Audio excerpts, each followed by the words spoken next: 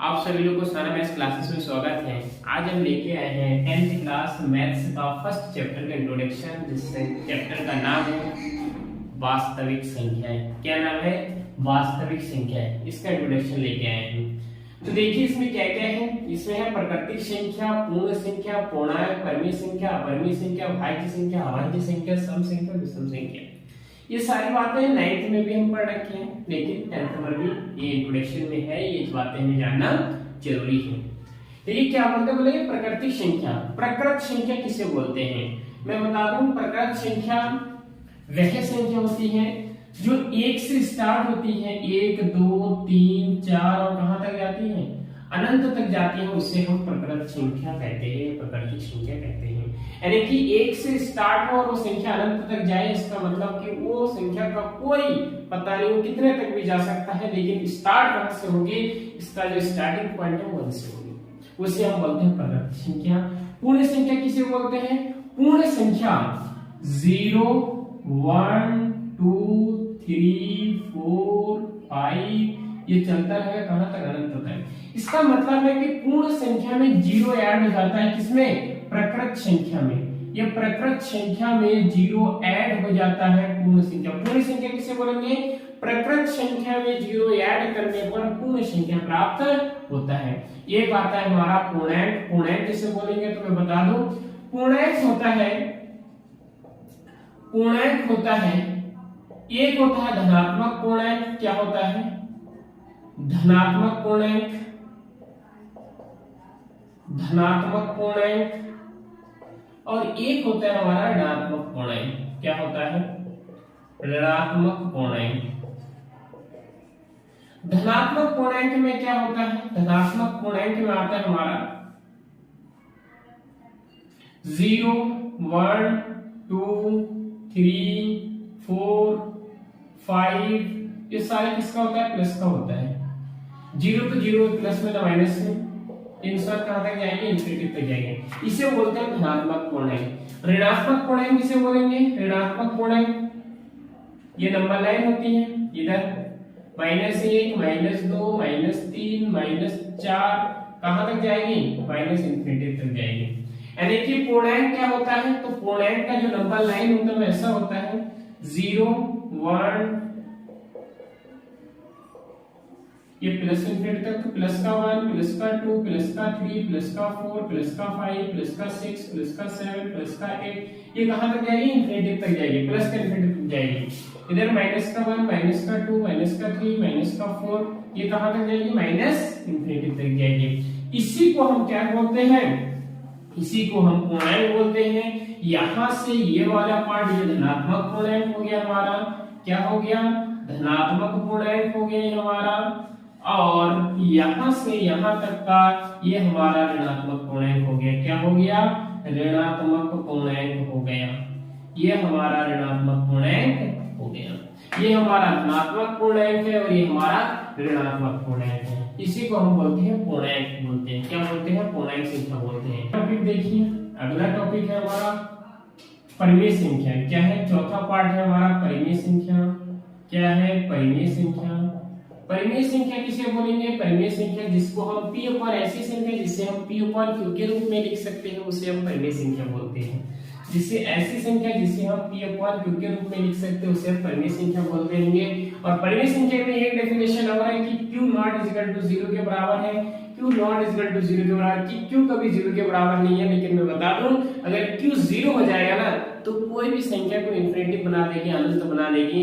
तो q तो 0 के बराबर हो ही नहीं सकता है, क्योंकि कोई भी संख्या को अगर q 0 हो जाएगा तो क्या हो जाएगा? अनंत बना देती है, इंफिनिटी बना देती है, अनडिफाइंड बना देती है। अगर 0 हो जाएगा तो इंफिनिटी बना देगी, अगर 2 upon 0 तो इंफिनिटी बना देगी। तो q तो 0 हो ही नहीं सकता कभी। लेकिन परिमेय संख्या किसे बोलेंगे? जिसे हम p upon q के रूप में लिख सकते हैं। जैसे 1/3 हो गया, 7/5 हो गया। ये सारी बातें क्या है? p upon q के रूप में लिखा जा रहा है, p upon q के रूप में लिखा जा रहा है। तो क्या है? ये परिमेय संख्या है। अच्छा, अपरिमेय, अगला टॉपिक है हमारा अपरिमेय संख्या। क्या है? अपरिमेय संख्या। अपरिमेय संख्या किसे बोलेंगे? परिमेय संख्या का अपोजिट जिसे हम p upon q के रूप में नहीं लिख सकते हैं, जिसे हम p upon q के रूप में नहीं लिख सकते उसे हम अपरिमेय संख्या बोलेंगे। सबसे अच्छा एग्जांपल है इसका पाई। पाई एक अपरिमेय संख्या है, लेकिन पाई का जो वैल्यू है वो है 22/7 और 22/7 क्या है, परिमेय संख्या है। 22/7 क्या है, परिमेय संख्या, क्योंकि इसे हम P/Q के रूप में लिख पा रहे हैं। अगर 22/7 परिमेय संख्या तो पाई भी परिमेय संख्या होना चाहिए, लेकिन ऐसा नहीं है, क्योंकि पाई का 22/7 है वैल्यू, वो उसका लगभग वैल्यू है, वो उसका एग्जैक्ट वैल्यू नहीं है।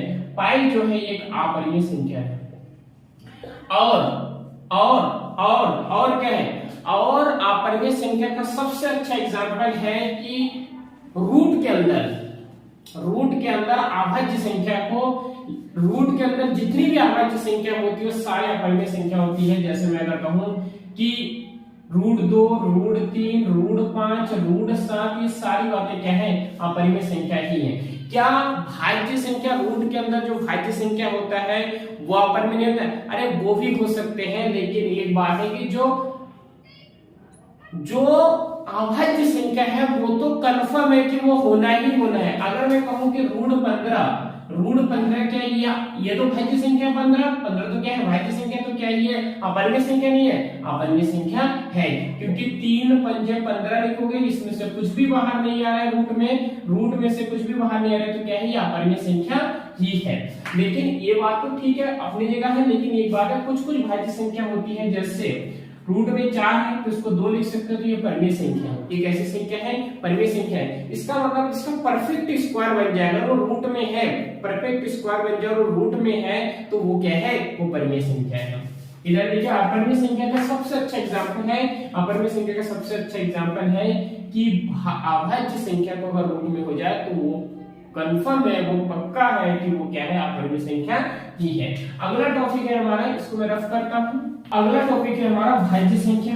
क्या है भाज्य संख्या? ये भाज्य संख्या किसे बोलेंगे तो मैं बता दूं, भाज्य संख्या जो कि वो खुद से और 1 से तो डिवाइड हर संख्या होती है, लेकिन ऐसा भाज्य संख्या उसे बोलेंगे जो खुद से और 1 के अलावा कोई और दूसरा संख्या में उसको डिवाइड कर दे। मैं सीधे एक बात बता दूं, भाज्य संख्या उसे बोलेंगे जिससे कि कोई दूसरे संख्या से कटता हो।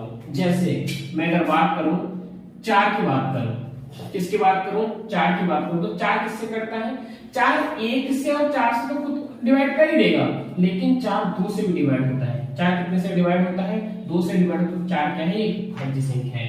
अगर मैं यहाँ पे 5 की बात करूं तो 5 किससे डिवाइड होगा, 1 से और 5 से डिवाइड होगा, 5 और किसी संख्या से डिवाइड होगा ही नहीं।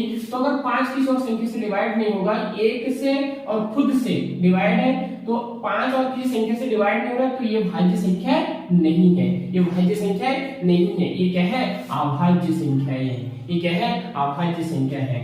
तो इसका मतलब भाज्य संख्या क्या होता है, खुद से और 1 से तो डिवाइड होता है, हर संख्या डिवाइड होती है, लेकिन किसी और दूसरे संख्या से डिवाइड हो जाए तो क्या है, वो भाज्य संख्या है, वो क्या है, भाज्य संख्या है। अगला है हमारा अभाज्य संख्या। क्या है, अभाज्य संख्या।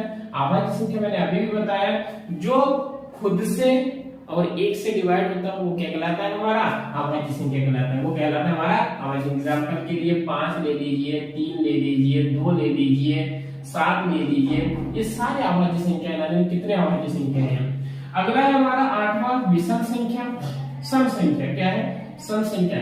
सम संख्या के लिए मैं बता दूं आप लोगों को, सम संख्या किसे बोलेंगे, ऐसी संख्या जो 2 से डिवाइड हो जाता हो, ऐसी संख्या जो 2 से डिवाइड हो जाता हो सम संख्या कहलाता है। वो क्या होगा, 2 4 6 8 10, ये सारी संख्या क्या होगी, सम संख्या कहलाएगी। जो ऐसी संख्या जो 2 से डिवाइड हो जाए तो सम संख्या कहलाता है। विषम संख्या अगला टॉपिक है हमारा, विषम संख्या। विषम संख्या किसे बोलेंगे, ऐसी संख्या जो कि 2 से डिवाइड ना होता है, ऐसी संख्या जो 2 से डिवाइड ना होता हो विषम संख्या कहलाता है।